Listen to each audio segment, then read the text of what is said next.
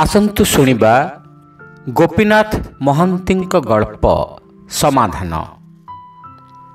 Office कार्य व्यतिव्यस्त दधिबामन जेतेबेले दिन गोटाकर दरज और ताती कथा स्मरण करी झाई झाई मुंडरे डबडब करी अनै रहिला दूरकू सेतेबेले मनटा तार अपमान ज्वालारे कईथा पड़ जाइथिला। दिनर आलुओ आउ अल्प अछि। से ऑफिस रु फेरिछि 10 रु 5 ऑफिस जान दिनटा जाक खटी खटी झाल नाल तथापि काम उपरे काम माड़ी दियंती काम सरे नाही। तापरे कैफियत आउ गाड़ी दरमा 75 टंका। एई महरग दिने 3 बस्ता चाउल भी नुहे। सहर रे बसा करी बसा भड़ा अच्छी डाक्तर खर्च अच्छी एका धोबा पड़ जाए 7 टंका काठ 15 टंका ता छड़ा अन्यान्य खर्च छोट पण तो पाए नाही। घिओ दूधर पाख न पशी घरे छिंडा लुगा दोपुरी करी बेढ़ई होई पानी पी पी से जत्र तत्र कुटुंब पोष काल गड़ाए। एई तो 10 वर्ष चाकरीर करामती खाली काली बढ़ेबा तथापि काम चोटरे मुंड फाटी जाए। तापरे पुणी 12 बेजमान आउ गाड़ी। सेठी तार बसा पछआड़े साहाड़ा गछ मूले से पछकू अनै देखिला खाली खटी मारिबा आउ गाड़ी खाइबा। आगकू अनै देखिला सेया केवल एई तार गोटा जीवन चित्र आउ अधिका नाही। मैं बेढ़ई होइथिबा दोपुरी चिरा लुगारे गोटाए झांक दधिबामन ओटारी होई आसला जाग्रत बास्तवताकू। गोल करुछि तार पोषा छेलिटी राष्ट्रभाषा रे आत्मनिवेदन करुछि मैं। दधिबामन बसी पड़ी तार पिठी आउंसी देला। एतिकी घरोई स्पर्श रे ऑफिस दुख तार कटिगला 8 अणा। आउंसी आउंसी गेल्हा करी डाकिला बेटू बेटू। बेटुटी लांज हलेला दी गोड़ टेकी मुह पाखकू मुह आनी केते कौन कहीगला तार छेली भाषा रे।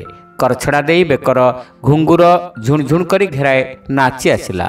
पुणी चारिकर जाक गुरेई होई ता देहरे पिठी घसिला आउ डाकिला मैं। वर्षकर प्राणीटी बेटू भल बढ़ी उठिछि। शिशु थिला बेले छोट पुअर सौक एड़ी न पारी से ए छुआटी को घर को आनिथिला। तापरे बीती गलानी 12 मास। खासी करेब कि करेब नहीं भाबू भाबू बेटू बढ़ी उठिछि दाढ़ी छाड़िलानी। दधिबामन बेटू को अनुराग कला। माइटी आनी बढ़ेले केते छेली हुअन्ते। छेली दाम बढ़िछि। मांस सेर 3 टंका। मांस भजा मांस झोल। छेली की चाहिए भोज्य भक्षकर निबिड़ संबंध गोपन रे उपजाए स्पर्श आकांक्षा। दधिबामन आउंसी चलीछि।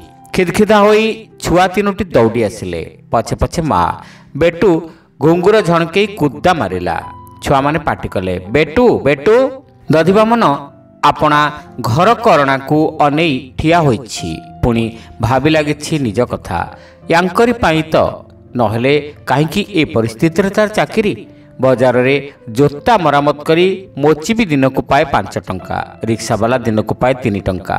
इटा बाली बुहा कुली तार भी मजूरी 1.5 टंका। सामान्य खंडे पान दुकान पकई पारले कोठा तोली हुअंता। हेई तो साइकेल मरामती करी फेदा मिया 12 वर्ष रे 4टा कोठार मालिक टंका करज दिए आउ से निजे कौन पारंता नहीं।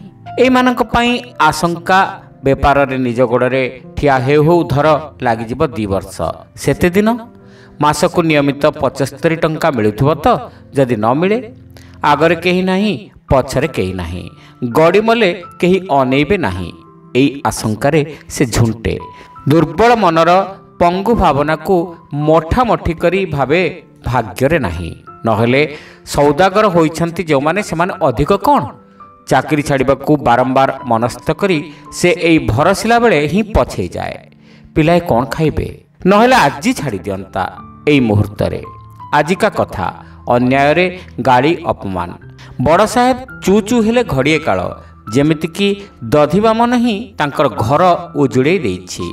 फेर गोटाए कैफियत कागज तुमे काहींकी अमुक काम पकई रखिछ। दधिबामन पकेट अंडाली सेई कैफियत कागजटा काढ़िला। घा को बारंबार उखारी देखा मन है परी बारंबार से कैफियत कागजटा पढ़ा मन हुए। पढ़ी पढ़ी मुखस्थ हो गलानी से चिठीटा। वज्र बाण परी अंतरदहा भाषा कि अभद्र गाली कि बेजमान तार उत्तर देबाकू हेब। काम भिड़ ए उत्तर केही नेबे नाही। पेट पूरा खाइबाकू मिलू नाही। रातिरे पिलांक असुस्थता जोगु निद हुए नाही। ए उत्तर केही नेबे नाही। अति अधिक घटिले ब्रह्मांक विचार बुद्धि भी भूल हुअंता। ए उत्तर केही नेबे नाही। निराट सत कथारे उत्तर केही नेबाकू नाराज। से माने चाहती मिछ पतियारा, किंतु मिछ लिखिब से तार कल्पना काहे। दधिबामन कागज खंड बिछेई आहुरी थरे पढ़िला। आखिरे लुह टलटल करुछि। हाय रे दुनिया मैं दुखित आखि दोटी से थापिदेला छेली मुहरे। छेली मुह झाड़ी देउछि, कान हलौछि, मुंड को घसुछि तार आंठुरे, पुणी मुह को अनौछि। भला अछि ए छेली। दधिबामन भाबुछि भला अछंती समस्ते, केवल मनीष नुहे। हठात बेटू ओटारी नेला ता हाथरू कागज खंड। तार थोड़ी अगर लंब छाल कुंच कुंच है अति तरतर रे। हाँ हाँ बेटू कही गोड़े जाऊ जाऊ समुदाय कैफियत चिठीटा बेटूर गर्भ भितरे। ए तू खाईदेलु? कौन कलु बेटू? कौन एथर कैफियत देवी मु? मैं दाढ़ी समेत मुंड हलैला बेटू अति निर्भर दंभरे। मु अच्छी, चिंता नहीं। दधिबामन हठात बेटूर कृतकर्मर पूरा फल बुझीपारा नहीं। तापर से बुझिला ए कौन कला, ए तो सर्वनाश। कैफियत न देई क्यों मुहर से जाई बड़ बाबू को मागिब आज्ञा?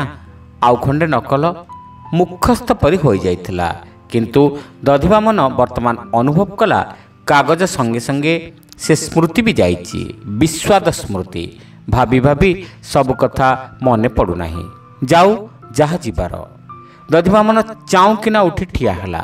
बेटूर गोलिया आखिरे नाली चहटिछि। हठात मने पड़गला। आखि कुहुली उठिला।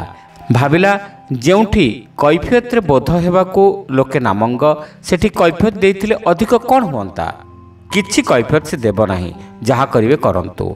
एते दिनके जेपरिक तार संयम भांगी पड़ुछि। से गोटा सुधा तोफान।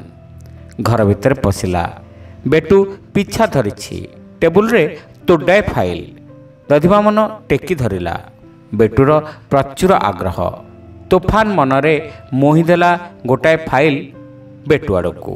बेटू तार टिकी लांगुड़ हलई कृतज्ञता जणई फैसला रे मन देला। से स्थानीय खबरकागज चाखिछि एवं पिलांक बाजे कागज चाखिछि, किंतु ए तार नुआ अभिज्ञता। दिगोड़ टेकी देहरे चढ़ी बेटू मन कथा जणैला। अति सरस ए फाइल, किंतु पेट पुरला नहीं। दधिबामन धरे देला आउ गोटिए। तहियार दिन ऑफिस घर बसाठू बेसी दूर नुहे। ठीक 10टा बेले दरवान देखिला दधिबामन बाबूंक पछे पछे आसुची गोटे छेली। तार बेकरे ओसार नाली फिता, सेथिरे घुंगुर झणझण बाजुछि। हे हे छेली पशिला, बाड़ा बाड़ा बाड़ा। ना थाऊ, दधिबामन कहिला। पोषा छेली, कहार किछि करिब नाही।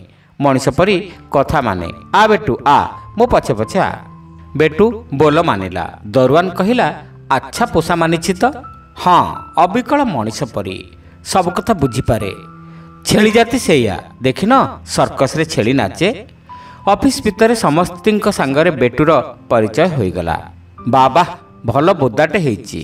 केते हेबो? 10 सेर माउस हेबो नहीं? रामबाबू कहिले। हेले कौन हेबो? खासी करई थांते कि? बोदा माउस गंध हुए, गोपाल बाबू कहिले। प्रश्नसूचक चाहणी रे बेटू पचारिला। मैं किछि गंध हेबो नहीं। फेदामिया कहिले, हलाल करंतु एटाकू, देखिबे मु बतई देबी। बोदा रांधिबार नाना प्रकार उपाय विषय आलोचना चलिला। बेटू चारिआडे बुली आसी दधिबामन गोड़े मुंडिया मारी पचारिला, मैं। दधिबामन अलिया कागजर झुड़ी अजाड़ी देला। बेटू तार गोड़ पाखे शोई रही सेइथिरे मन देला। काम चलीछि जोरसोर रे। घंटा परे घंटा बीती जाउछि। बेटू अलिया कागज शेष कर सारी देखिला काम करुछि। ताकू समय लागू नाही फाइलटी शेष करबाकू। धरिला तो सरिला। Disposed of. खोला राक्रु उठे नहीं थरे मन दे 8-10टी फाइल फैसला कर दिए। घड़िए अपेक्षा करी विश्राम करे। तापरे पहुँचे आउ कहार रैक पाखे। बेटूर आज भोजी दिन। बुली बुली बड़ बाबूंक टेबुल पाखे। ଜରୁରୀ ମାର୍କା କାଗଜ ଥାକ ଥାକ। ବଡ଼ବାବୁ ନାହାନ୍ତି, ସାହେବ ପାଖକୁ ଯାଇଛନ୍ତି। ବେଟୁ ତାଙ୍କର କାର୍ଯ୍ୟ ଲାଘବ କରିଦେଇ କିଛି ଉତ୍କୃଷ୍ଟ ଖତ ରଖିଦେଇ ଫେରିଆସିଲା। ଦଧିବାମନ ଡାକିଲା, ବେଟୁ। ଧାଇଁ ଅଇଲା ଝଣଝଣ ହୋଇ, ଶୋ ଏଠି। ଦଧିବାମନର ଦୁଇ ଗୋଡ଼ ସନ୍ଧିରେ ବେଟୁ ଅଟକିଲା।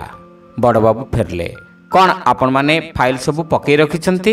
ସାହେବ ଚିଡ଼ୁଛନ୍ତି। ପଦେ କଥା କହନ୍ତୁ ତ ମୋତେ, ମୁଁ ନିର୍ଭର ଜବାବ ଚାହେଁ। ଫାଇଲ ସବୁ ସରିବ କି ନାହିଁ? କି ଦଧିବାମନ ବାବୁ, ସରିଗଲାଣି ସାର୍। ସତେ? ବଡ଼ ଖୁସି ହେଲି। ବେଟୁ ଉଠି ପଡ଼ି ରଡ଼ିଲା, ମେଁ। ଆରେ ଇ କାହାର ଛେଳି ପଶିଛି? ହେ ଦରୱାନ। ସେଇଟା ମୋର ସାର୍, ସାଙ୍ଗରେ ଗୋଡ଼େଇକି ଆସିଛି। କିଛି କରିବ ନାହିଁ ସାର୍, ଥାଉ ସେ। ଜାଣନ୍ତି ତ ସାର୍, ଗାରଳର ଗନ୍ଧ ବାଜିଲେ ଯକ୍ଷ୍ମା ରୋଗର ବୀଜାଣୁ ମରିଯାଆନ୍ତି। ଡାକ୍ତର କହନ୍ତି। ଆମେ ସବୁ ଯେଉଁ ଅନ୍ଧାର ଘରେ ଏଠି କାମ କରୁଛୁ। ହଁ, ବଡ଼ବାବୁ ଭାବି ଭାବି କହିଲେ, ଅକ୍ଳେଶରେ 8 ସେର ମାଉଁସ ହୁଅନ୍ତା। ଖାସି କରେଇଲ ନାହିଁ କାହିଁକି? ବେଟୁ ଦାଢ଼ି ହଲେଇ କହିଲା, ମେଁ। ତାପରେ ଗୋଟିଏ ଗୋଟିଏ ଆଗେଇଲା ବଡ଼ବାବୁଙ୍କ ଜରୁର ମାର୍କା କାଗଜ ରହୁଥିବା ର୍ୟାକ୍ ଆଡ଼କୁ। ସେଠି ତାର କାର୍ଯ୍ୟ ଅସମ୍ପୂର୍ଣ୍ଣ ରହିଯାଇଛି। ଆହୁରି କିଛି ଡିସ୍ପୋଜାଲ ବାକି। ଶ୍ରୋତା ବନ୍ଧୁ, ଏଇଠି ଶେଷ ହେଲା ଗଳ୍ପ ସମାଧାନ। ଗପଟି ଆପଣମାନଙ୍କୁ କେମିତି ଲାଗିଲା କମେଣ୍ଟ କରି ନିଶ୍ଚିତ ଜଣାଇବେ। ଚ୍ୟାନେଲରେ ନୂଆ ହୋଇଥିଲେ ସବସ୍କ୍ରାଇବ୍ କରିବାକୁ ଭୁଲିବେ ନାହିଁ। ରହିଲୁ, ନମସ୍କାର।